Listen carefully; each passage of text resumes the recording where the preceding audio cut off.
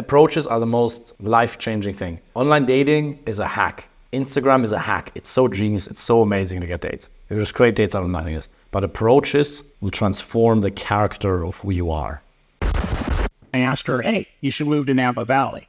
And so it's been a year. She's lived here for a year. Okay. So he's got married in Vegas. So Mike's wedding is going to be in Vegas in July. So I'll do a boot camp the week before or after. Let's see. Got to talk to Fernanda and the guys and let's see. So yeah, it's basically the same thing that we've talked about a lot, right? So it's more, it depends on how high standard you want. Like you should get 1 to 2 dates a month with that caliber. That is because in between metrics are just vanity metrics. If you want that high quality, 1 to 2 a month is fine.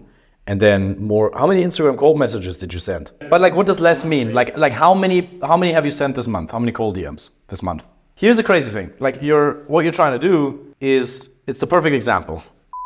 You lost your keys in the house. You forgot your keys in the house. The house goes dark. Electricity is gone. You're like, well, it's dark in here.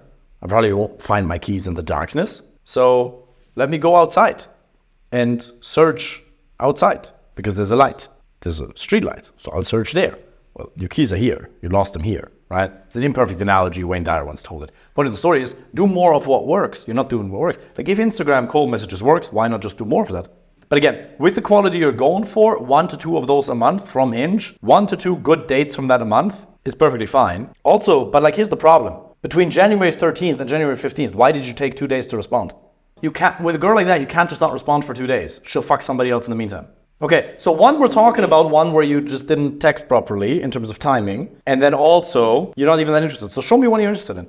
But that's something that you have to understand. A lot of will come back from the dead, and that will then fall into the one to dead. So you'll talk to one in November that'll then come back. That's why follow-ups 4 weeks later are important, right? If 100 matches die and then you do follow-ups, 5 to 10 are going to come back, 5 to 15. Because not only is she all a girl, the problem is she's also showing it like that, okay? First of all, this is not the girl you want to be in a relationship with. I'm telling you that for a fact. This will be a disaster for a relationship. Mark my fucking words. No normal woman who has normal fucking self-esteem puts her fucking ass and tits all over the internet. Bro, you know I love you, but you've sent 10 fucking cold DMs this month. Make it 100, like send 100 more and then we talk. Do it, and it'll work. And let us help you with it. Do it, send 100. Send 100 a month. For you 100, for everybody else 150. Well, I saw red flags in terms of the selection of the girls, but not in terms of your texting. No, there isn't. Your profile is banging.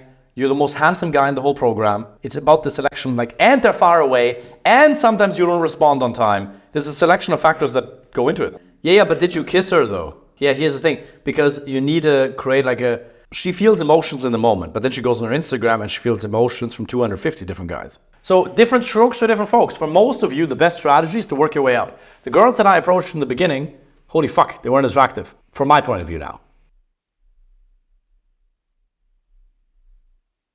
Yeah, me too. I just lock them up in the basement and tell them to not be so jealous. Haha. Or another one, say I have a boyfriend. You know what they say about relationships?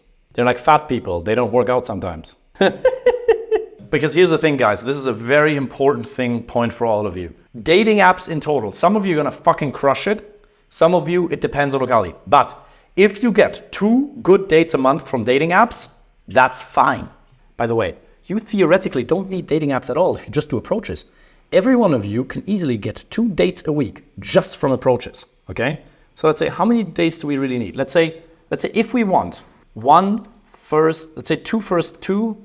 first dates a week, which would be a lot. First dates per week. How many approaches does it take to get a date? Some 10, some 20. So dating apps is like Tinder, Hinge, blah, blah, blah, blah, blah, blah, blah. All of that taken together, if that leads to 2 dates, for some it's going to be more, by the way. Sometimes it can be more. But 2 good dates a month, let's look at what that leads to. What the activity required is. Let's say 5 cold DMs per day, 150 per month. That can easily be more. Here, let's say 20 per week, 80 per month. That will lead to more than just 3 dates, okay?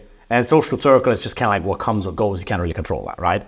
And the dating apps, fucking Tinder, Bumble, Hinge, Lavoo, whichever, like for the Americans, Match, Crush Mingle, like Facebook, all the ones, All those taken together, how the fuck can you not get 2 a month? Some of you are going to get more, some of you get 2. But if you're not using all of the channels, you're fucking yourself in the ass. Even just approaches can change everything. The one thing you have 100% absolute ultimate control over is this. If you want a high quality relationship, use all the channels.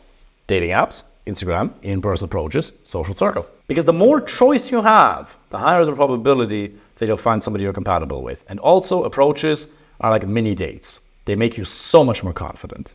Because most men are too much of a cuck to be able to do that. They can't do it. Could they? Yes. Would they? No. Yeah, so usually you have 1 retention date. So if you have 2 first dates a week, you have 3 dates a week. 2 first dates a week is more than enough. 1 is enough. You have to kiss her. After an hour and a half, if she doesn't want to, obviously, but you go for the kiss after an hour and a half. You approach, you have an instant date, and then you go home together. Is that your question? Approaches are the most life-changing thing. Online dating is a hack. Instagram is a hack. It's so genius. It's so amazing to get dates. You just create dates out of nothingness. But approaches will transform the character of who you are. Oh, I need to work on myself first. Do a couple fucking approaches and you will work on yourself because you're actually facing your fears instead of just mentally masturbating. To face your fears. Most men have too big an ego. They tell themselves, oh, I could if I really wanted to. She has her headphones in. She's with her mother. All excuses. All of them. This is the woman you want to see. Go respectfully introduce yourself. She's not interested. You leave her the fuck alone instantaneously. But give her a compliment. Oh, don't want to interrupt her. Be kind. Do you not think that Fernanda is grateful that I interrupted her 4.5 years ago in that pub while she was standing there with her sister? Look at the life she's living. I could have said, oh, she's with her sister, she's with a girl. Wouldn't want to interrupt girls' night out. No, would I? People who don't want to speak to people do not go to bars. And even in a shopping mall.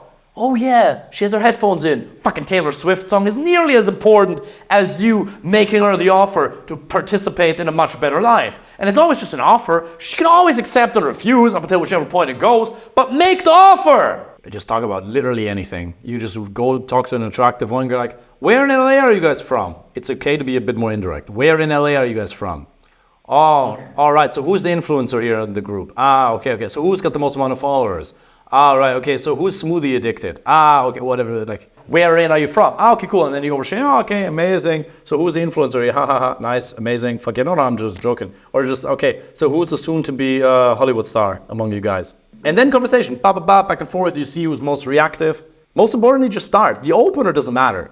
You can start with almost anything. Understand that you can open with almost anything. Me and my friend Leo, who's a doctor, we were once at Temple Bar, and we were just talking to girls.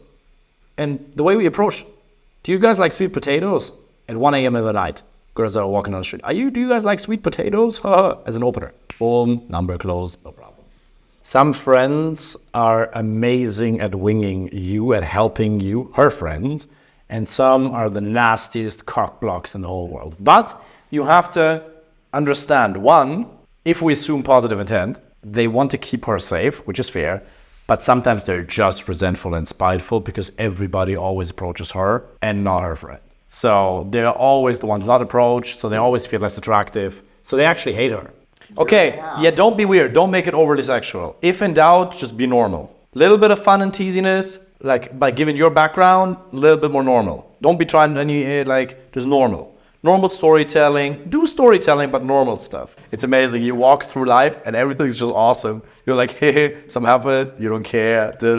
It's really good. You notice it when you start dancing to a little bit. You have some music in and you're in the queue in the supermarket buying a protein bar or something. You're vibing a little bit. Right? It's that kind of shit when you're just happy for no reason. That's it. You're annoyingly happy to the people around you. Everyone here should find a good, well-reviewed EMDR psychotherapist certified from the fucking boards or whatever with EMDR therapy. Everybody should do a couple of sessions EMDR therapy, potentially life-changing for some of you. Trust me, even if you have nothing to be upset about right now, you can clear shit up, you can release some trauma, trust me, it's amazing.